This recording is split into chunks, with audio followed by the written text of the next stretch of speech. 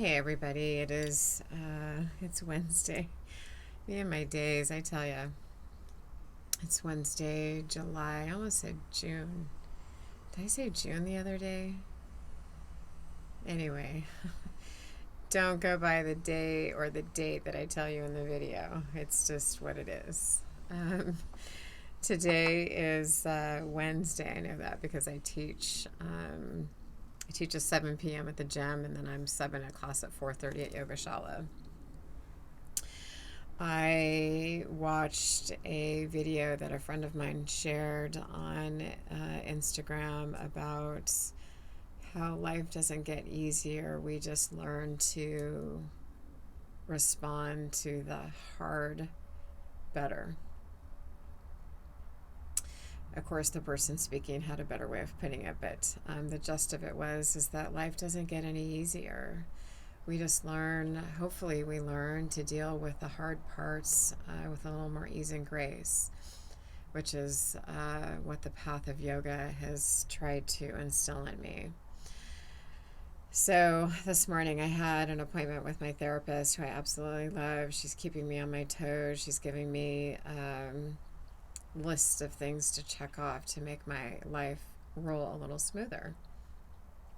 There's a lot of fear in some of the things that she's having me do, and that is so I move through the fear and anxiety and come on the other side of this in and out of depression that I have been rolling through. And I say that with full transparency because I don't believe that we should hide when we go through things like that. We look up to people for being these strong pillars in our communities, realizing that we also put expectations on them for being happy all the time and never having any problems. And I just think that it's easier to deal with our hard situations when we look at somebody that's also dealing with their hard situation.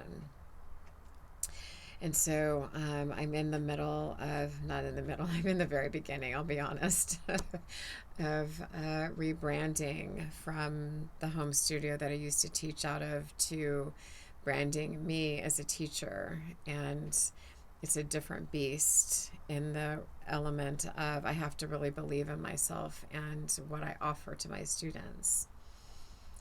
And so when this video was posted today, I tried to look back at how even just a year ago I handled my hard things in life that were coming to me, and I handled them much different than I do today on most days. There are still some times that I don't handle the hard situation that's come to me or that, are delivered to me by my higher power as a test with any ease and grace at all. And then I fall and I dust my knees back off and I get up and I go, that's not how I want to show up. So how can I show up differently? So I chose a different deck today. I chose from, it's called a Yogic Path, and this deck was given to me by my healer. And the cards are illustrated just so beautifully that I want to be able to pick them all each time I do a draw. But today I selected, or the universe selected for me, Dhumavati. And she is the goddess of disappointment and letting go. And it says, yes, my darling.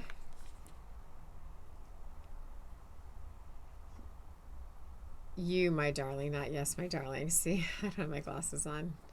You, my darling, have finally realized that all of the hardships and struggles you faced were brought on your path for a very important reason. They've shaped you to be the person you are today. You have put together the dots on all the most difficult points on your journey and realized that it was all necessary to be here now. Dhumavati has come to remind you to give thanks to the struggles you face. They have made you your highest self. And so that goes in alignment with the video that my friend shared, and what that's pulling together for me, I'm not sure, but I take a look at my day, and I was dead set on, okay, I've got this new business plan. I have to start laying out. I need to change my website. So I got online. She recommended this website where I can, pay somebody to change everything for me. And so I set myself up on there with the notion that I can't invest in it right at the moment, but just to get the seed planted.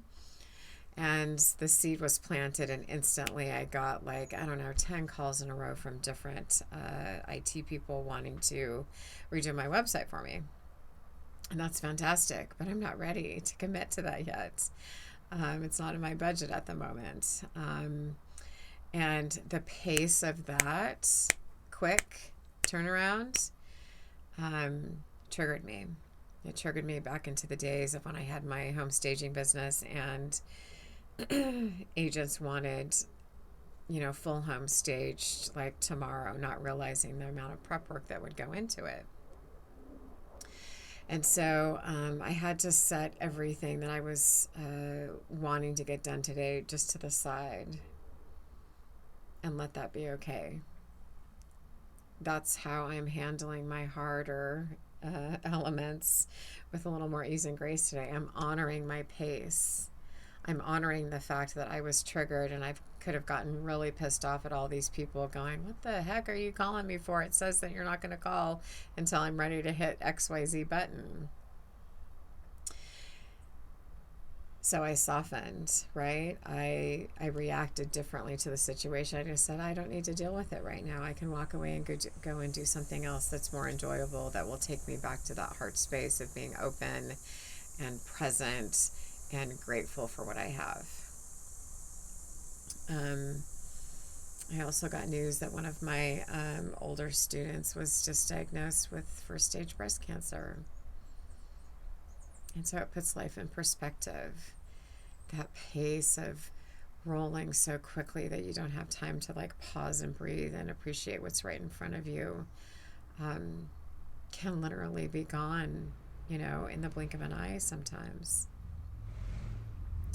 And so that's the lesson that I'm walking away with today, is that Dhumavati is reminding me that I don't have to roll on that pace.